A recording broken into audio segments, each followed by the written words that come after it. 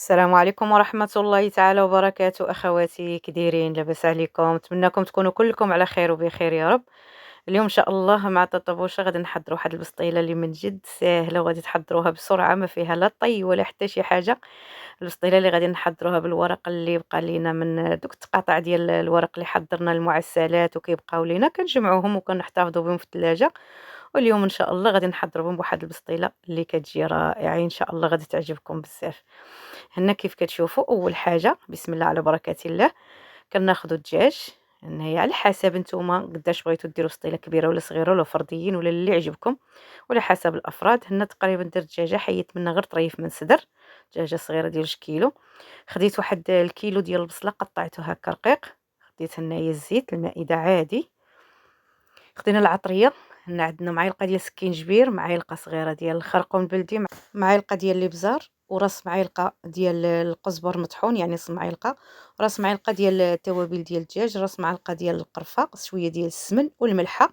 هنا عندنا الزعفران الحر والقزبر والمعدنوس مقطعين وواحد العويدات ديال القرفه. صافي وغادي ندوزو باش غادي نصبوا هاد الدجاج. حنا خدينا الدجاج بعد ما مغسول مزيان بطبيعة الحال بالخل والملحة أولا الحامض والملحة مزيان، وكتخليوه ينشف. غادي نزيدو عليه التوابل كلهم خطرة واحدة، شوية ديال السمن كيف كتشوفوا السمن كيعطي واحد المذاق زوين معاها، الزعفران الحر. هنا كيف كتشوفوا على حسب الكمية اللي عندكم نتوما، يعني أنا عطيتكم غير العطرية وانتوما على حسب الكمية كثيرة ولا قليلة. ضفنا الزيت مع داك القزبر والمعدنوس والتوابل وغادي نخلط كل شيء مزيان، نشرملو مزيان.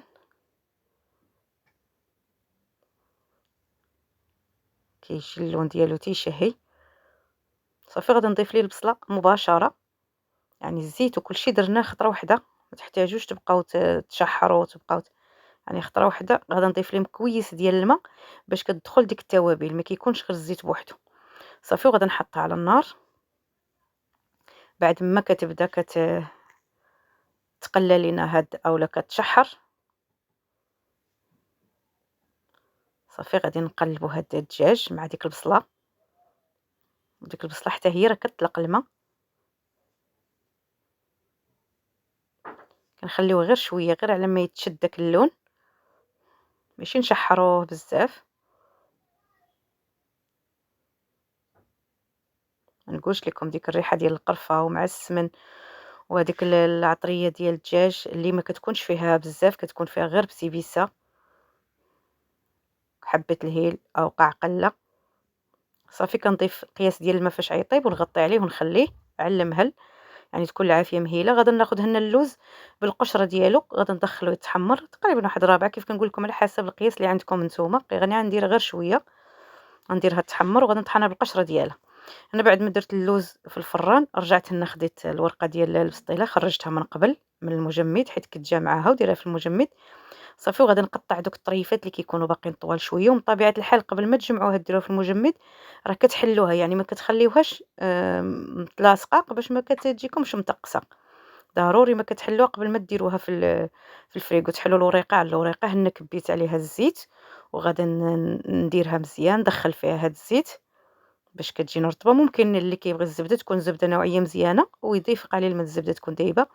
هنا خدينا هذاك اللوز اللي طحنا، غادي نزيد ليه هاد زهره البرتقال اللي كتجي معاه رائعه. ما كانش تضيفوا الماء الزهر عادي، ضفت غير النص ديالها والنص ديالها نخليه تنضيفو مع الدجاج. هنا واحد 2 معالق ديال السكر ثقيل او السكر كلاصي، نتوما على حسب المذاق على حسب الذوق ديال الواحد اللي بغى. واحد المعلقه صغيره ديال القرفه. صافي وغادي نخليها على جنب. هنا عندي العسل اللي غنضيفوه حتى هو في الدغميره اللي غتبقى. صافي غادي ناخذ البيض، غادي ناخذ هنا واحد 3 ديال بيض البيض اللي غادي باش نديرهم الورقه. يعني درت 6 البيضات، 6 البيضات كاملين اللي درتهم في البسطيله، و3 غادي ناخذ ليهم الابيض ديالهم اللي غادي باش ندير به باش الورقه ديالنا كتجي مجموعه. يعني درنا 3 ديال بيض البيض. وفي هذا اللي غادي نديرو مع العماره غادي نديرو 6 كيف كتلاحظوا، يعني 6 محيد منهم غير 3 ديال بيض البيض وكنضربوهم مزيان. صافي كنخليوهم على جنب. غادي نضربوا هاد بيض البيض صافي بعد ما ضربناه مزيان غادي نضيفو على هاد الورقة ديال البسطيلة. كيف كتلاحظوا يعني هاد الورقة راه مزيان كدهنوها، راه كتشرب هداك الزيت، حيت هي كيف كتعرفوا الورقة كتكون ناشفة ديال البسطيلة. صافي من بعد ما ضفنا ليها هاد بيض البيض غادي نحركوها باش ملي غادي نديروها طيب غادا تجمع. هاد البيض البيض هو اللي كيجمع لينا هاد الورق، ولكن راه كتجي من جد كتجي رائعة، يعني غتعجبكم، تحضروها إن شاء الله. وعلاش لا يعني كيكون بزاف كيبقاو لنا هاد الطريفات علاش ما نستافدوش منهم، وفي نفس الوقت كتجي بسطيلة اللي هي رائعة، أنا أكيدة غادا تعجبكم، ومن بعد غتولوا نتوما تقطعوا الورقة باش تحضروها بهاد الطريقة.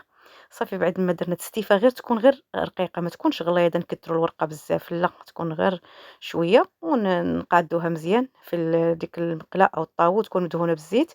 رجعنا هنا للدجاج ديالنا، شوفوا كيفاش طاب، ما نقولش لكم كيفاش تعسل وجا لذيذ، والريحة اللي طالعة منه ما نقولش لكم. شوفوا كيفاش ديك الدغميرة ديالها تشهاو تاكلوها غير هكا بوحدها حتى هي، وضروري ما تهزوا شويه ديال الدغميره مع الدجاج باش ما يجيناش ناشف. صافي غنضيف واحد تقريبا واحد معلقه حتى لجوج ديال العسل، كيف كنقول لكم دائما على حسب كل واحد الذوق ديالو.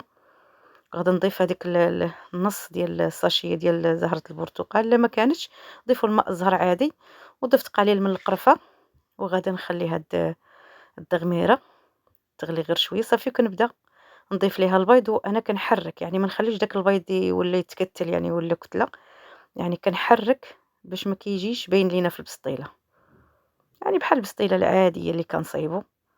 صافي بعد ما نشفناه مزيان، شوفوا كيفاش هاد الدجاج بعد ما فتتناه مزيان حتى هو، حيدنا دوك العريقات ودوك العظيمات ودوك العصايبات.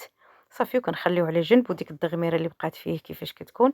هنا خدينا داك المرق اللي هبط لنا من البيض، درنا في واحد صفي في واحد الكسكاس وخليته تصفق، وكنضيفوه على اللوز، يعني غير باش كيتنسم كيعطيه واحد النسمه زوينه، يعني واخا كيكون غير شويه. قلنا البيض شوفوا كيفاش تسقطر، يعني هو اصلا راه ناشف نشفناه، كتكونش ديك الدغميره ميه كتوقف في الزويته ديالها باش كنضيفوا ليها البيض.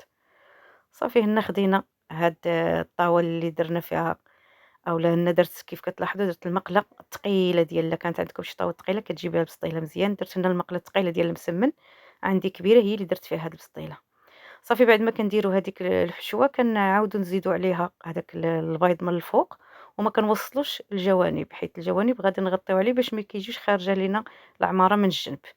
صافي درنا الدجاج درنا عليه البيض من الفوق، غادي نضيف ليه اللوز، وهاد اللوز راه كيجي رائع، غادي ان شاء الله ملي ديروه تولوا ديروه حتى في البسطيله، ولا يكون جينا عندكم الضياف ولا يكون اللي كان كيجي لذيذ بهذه الطريقه. صافي كنضغط عليه،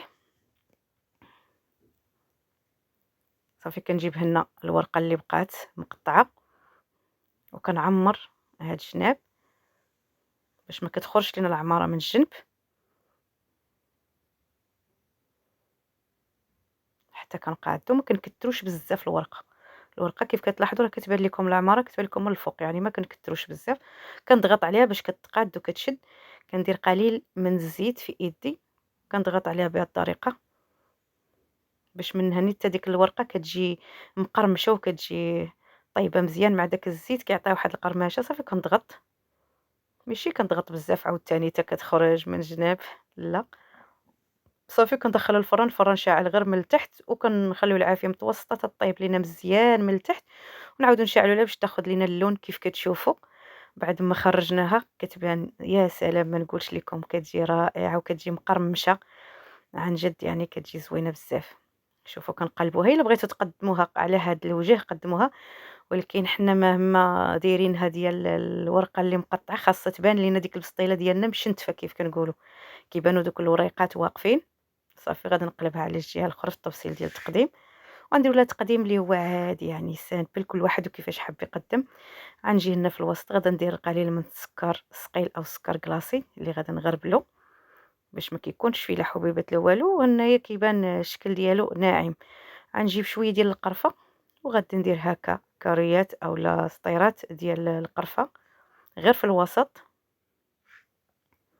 صافي غادا نجيب واحد الطبسيل ونغطي على ديك القرفه باش ما كتغبرش ليا بالسكر كلاصي، ملي غنغبر كاع البسطيله كلها باش يبقى غير داك الوسط اللي فيه هذاك السطيرات ديال القرفه. كيف كتشوفوا ممكن تخليوها غير هكا تزين تقدموها غير هكا، ممكن اللي عندكم زينوا به. انا هنا عندي البريوات زينت بهم غير على هاد الشكل، كل واحد كيفاش حب يزين، يعني الطريقة اللي هي بسيطة، يعني تزيين أو التقديم اللي هو بسيط وفي متناول الجميع، وممكن كيف قلت لكم تخليو غير السكر كلاصي والقرفة، وغادي ندير واحد الوريضات، يعني كي دائما كيف كنقول لكم العين راه كتاكل قبل المعدة. وهاد البسطيلة هي مزينة راسها مع داك الورق اللي مقطع، هي مزينة راسها. صافي وغادي ندوز هنا، غادي نقطع لكم منها واحد الطريف كتجي رائعة، غادي نجربوها وغادي تعجبكم ما نقولش لكم. واحد القرمشة فيها، شوفوا كيفاش كتجي مقطعة وديك العمارة منسجمة مع الورقة، ما نقولش لكم كتجي رائعة ولذيذة بزاف. وكيف قلت لكم ممكن ديرهم فردين عاوتاني كيجيو شي حاجة اللي طوب.